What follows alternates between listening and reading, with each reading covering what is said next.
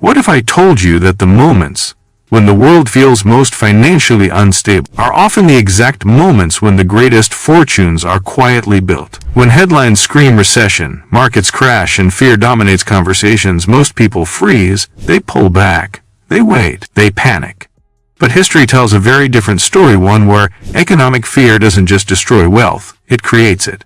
So the real question isn't whether fear will return to the economy. It always does. The real question is this: will you be prepared when it does? Economic fear is one of the most powerful forces in the financial world. It can collapse markets in days, erase trillions in paper wealth, and make even seasoned investors doubt everything they know. But fear is also deeply predictable.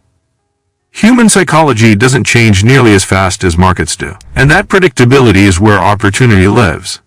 To understand why economic fear creates the best wealth opportunity, we need to start with how people actually behave under stress. Numerous studies in behavioral finance, most notably the work of Nobel Prize-winning economists Daniel Kahneman and Richard Thaler, show that humans are loss-averse. We feel the pain of losing money far more intensely than the pleasure of gaining it. As a result, when fear spikes, people don't act rationally. They sell at the worst possible times, avoid opportunities, and make decisions driven by emotion rather than logic. Markets, however, are forward-looking. Prices don't reflect what's happening today, they reflect what investors believe will happen tomorrow. During periods of economic fear, expectations become excessively negative. That's when prices often fall far below the true long-term value of assets. History gives us clear, data-backed examples of this pattern. Take the Great Depression. Between 1929 and 1932, the Dow Jones Industrial Average fell nearly 89% from its peak. Fear was absolute. Banks failed, unemployment exceeded 20%, and public trust in financial institutions collapsed. Yet investors who continued buying stocks during the early 1930s, particularly companies that survived, experienced extraordinary long-term gains. From 1932 to 1954, the Dow rose more than 500%, not including dividends. The wealth created during that recovery laid the foundation for many of America's industrial fortunes. Fast forward to the 1970s, another era dominated by fear. High inflation, oil shocks, and stagnant economic growth created what economists called stagflation. The S&P 500 delivered poor real returns for much of the decade, and public confidence in stocks dropped sharply. But that pessimism set the stage for one of the strongest bull markets in history. From 1982 to 2000, the S&P 500 rose more than 1,300%. Investors who bought when confidence was low benefited enormously when growth and innovation returned. The pattern repeated during the 2008 global financial crisis. In March of 2009, fear was overwhelming. Major banks were collapsing, global trade was shrinking, and many believed capitalism itself was at risk. The S&P 500 had fallen more than 50% from its 2007 peak.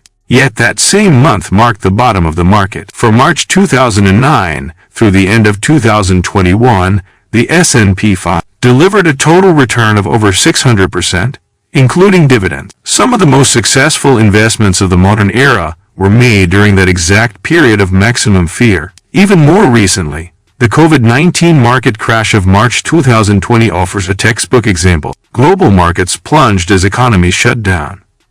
In just over a month, the S&P 500 fell roughly 34%. Fear dominated every conversation. Yet by August 2020, the market had already recovered its losses, and by the end of 2021 it reached record highs. Investors who stayed disciplined or added capital during the panic saw outsized gains in a historically short time frame. These are not coincidences. They are consequences of how fear distorts pricing. Economic fear compresses valuations. Price-to-earnings ratios fall. Credit spreads widen. Risk premiums rise. In simple terms, assets become cheaper not because their long-term potential disappears, but because uncertainty overwhelms rational analysis. When fear peaks, expected future returns often increase because prices already reflect worst-case scenarios. This is why legendary investors consistently emphasize the importance of acting differently from the crowd. Warren Buffett famously said, "Be fearful when others are greedy, and greedy when others are fearful." That quote isn't motivational fluff. It's a summary of decades of data. Buffett's most successful investments, including purchases of American Express during the 1960s salad oil scandal and Bank of America during the aftermath of the 2008 crisis, were made when fear dominated public perception. Economic fear also creates opportunity by forcing inefficient behavior. During downturns, companies with weak balance sheets fail or are acquired at discounted prices. Strong businesses gain market share, reduce competition, and improve long-term profitability. This process, which economists call creative destruction, reallocates resources more efficiently across the economy. Investors who can identify financially resilient companies during fearful periods often benefit from years of compounded growth afterward. Another reason fear creates opportunity lies in liquidity constraints. During crises, investors are often forced to sell, not because an asset is bad, but because they need cash. Margin calls, redemptions, and debt obligations force selling at depressed prices. This dynamic was visible in 2008, when even high-quality assets were sold indiscriminately. Investors with liquidity and patience were able to buy assets well below intrinsic value simply because others had no choice but to sell. It's also important to recognize that economic fear doesn't only create opportunities in stocks. Real estate offers similar historical patterns.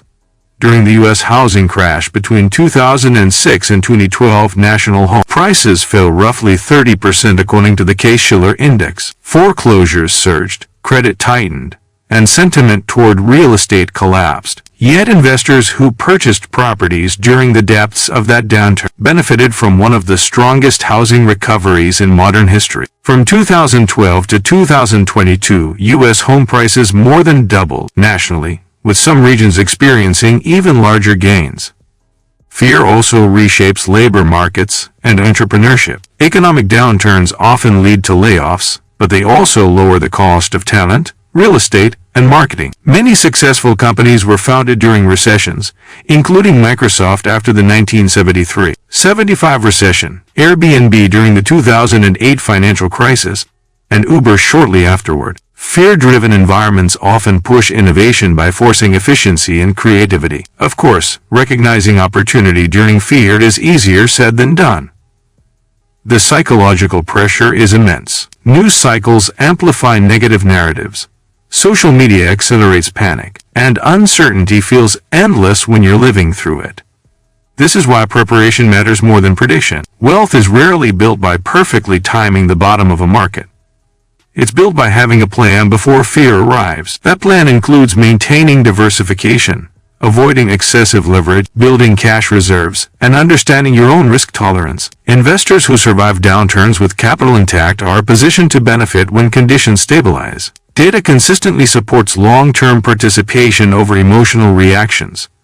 According to research from J.P. Morgan Asset Management, missing just the 10 best days in the S&P 500 over a 22-year period dramatically reduces overall returns. Those best days often occur near the worst days during periods of extreme volatility driven by fear. Investors who exit markets during downturns often miss the recovery they were waiting for. Economic fear also highlights the difference between speculation and investment. Speculative assets driven purely by sentiment tend to suffer the most during fearful periods. Investments grounded in cash flow, productivity, and real economic value tend to recover more reliably. This distinction becomes clearer during downturns, allowing disciplined investors to separate durable opportunities from temporary hype. Another critical factor is time horizon. Fear disproportionately affects short-term thinking. Long-term investors, by contrast, can benefit from volatility. When prices fall, future expected returns increase, assuming the underlying asset remains productive. This relationship between price and return is fundamental yet frequently ignored when emotions take over. Importantly, acknowledging opportunity does not mean dismissing risk. Recessions are real.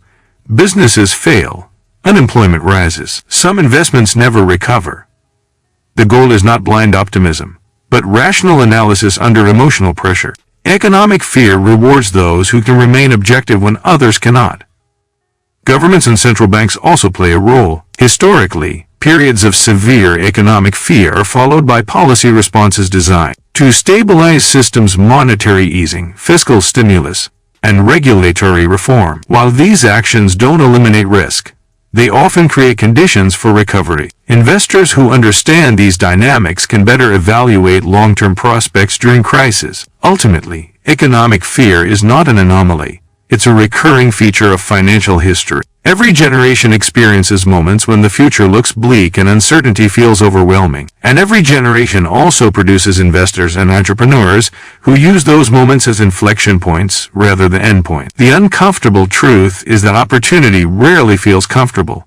If it did, everyone would take it. Fear is the price of admission for outside, long-term gains. Those willing to endure uncertainty, grounded in evidence rather than emotion, are the ones most likely to benefit. If you've made it this far, you already understand something most people don't. Fear isn't just something to survive, it's something to study, prepare for, and when the time is right, act on. If you want more deep, research-driven stories about money, markets, and the psychology behind wealth creation, make sure to subscribe to the channel. Hit the like button if this video gave you a new perspective, and turn on notifications so you don't miss what's coming next. Because the next wave of economic fear isn't a question of if, it's when. And when it arrives, the people who understand it will be the ones who move forward while others stand still.